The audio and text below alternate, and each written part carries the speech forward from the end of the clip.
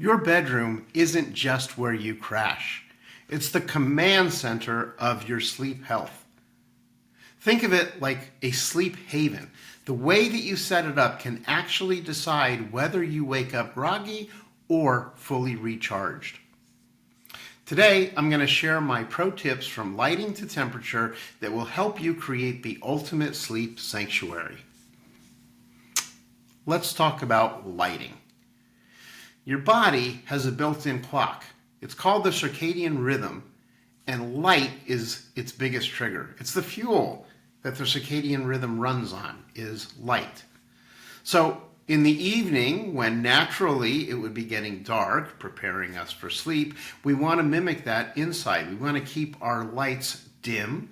We want warm tones, not the bright, harsh blue lights, but the calmer, yellow, or warm tone lighting. And that helps to signal to your body that it's time to start producing that melatonin.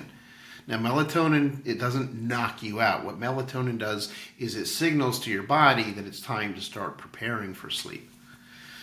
At night, when you're sleeping, you want to make your room as absolutely dark as possible.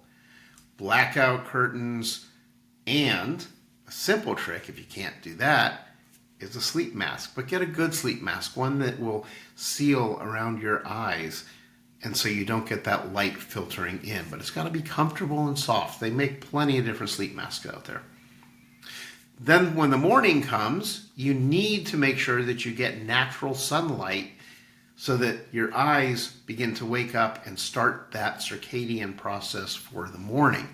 So within the first hour of waking, open up all of your blinds.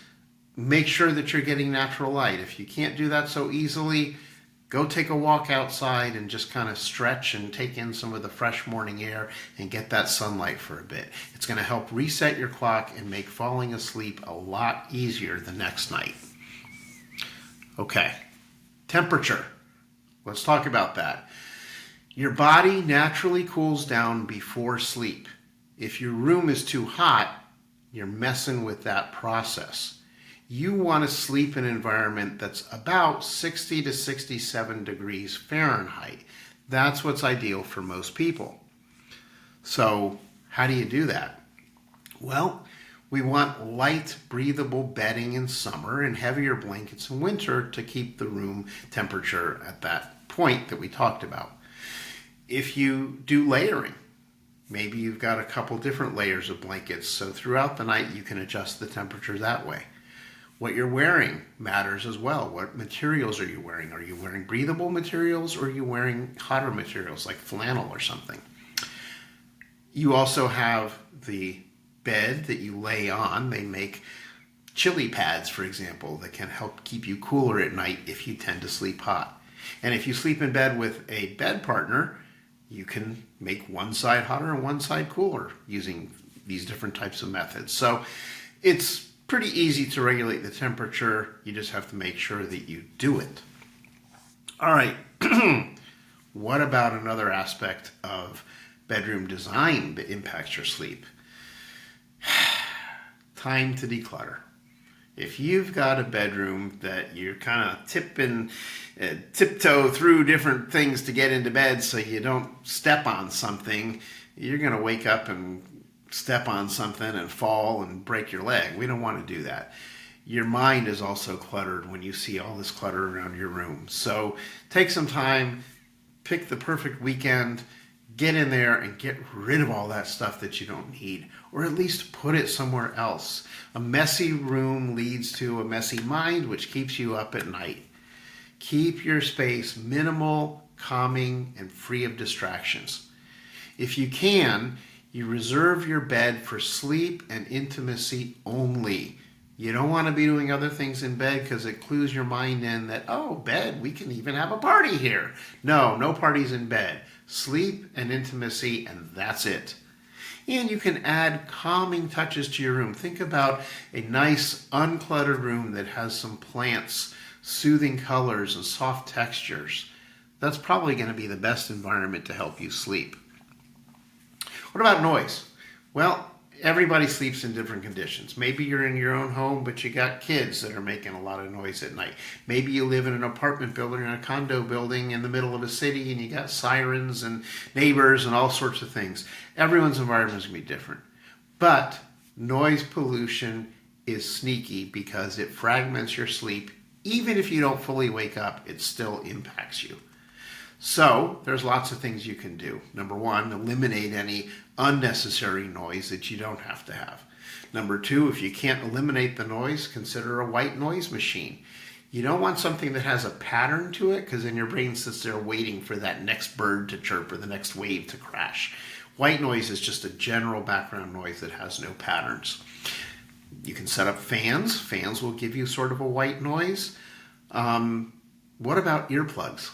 Earplugs will help cut down on a lot of the noise. So, there's a lot of different things that you can use to help reduce the noise. How about a sleep ritual? So your bedroom environment is half the equation. The other half is how you use the environment. So try reading a physical book. Yeah, I know those are harder to find these days, but they're actually quite calming. You can do some gentle stretching. Maybe even do some journaling. No doom scrolling in bed.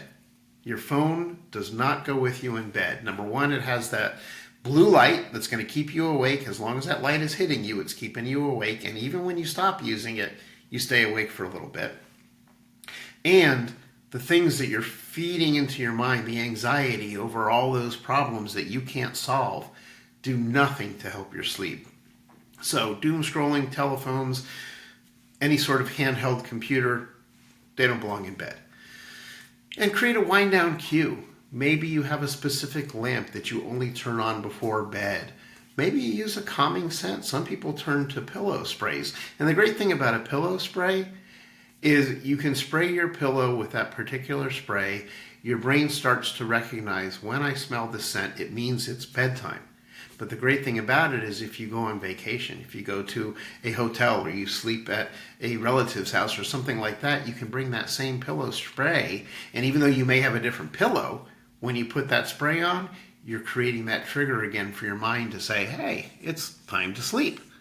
So your bedroom should be the place that your body and mind instantly recognize as your sleep sanctuary. Control your light, control your temperature, declutter, keep the noise down, and create pre-sleep habits. Try one of these tonight, just one, and let us know in the comments below how it goes. But do not forget to subscribe, to like, to hit that bell so you get notified when new episodes drop, and we drop new content all the time. And share this with a friend so they can improve their sleep as well. There's no limit to the amount of people that can watch one video. You don't need to hoard the information for yourself. Happy sleeping.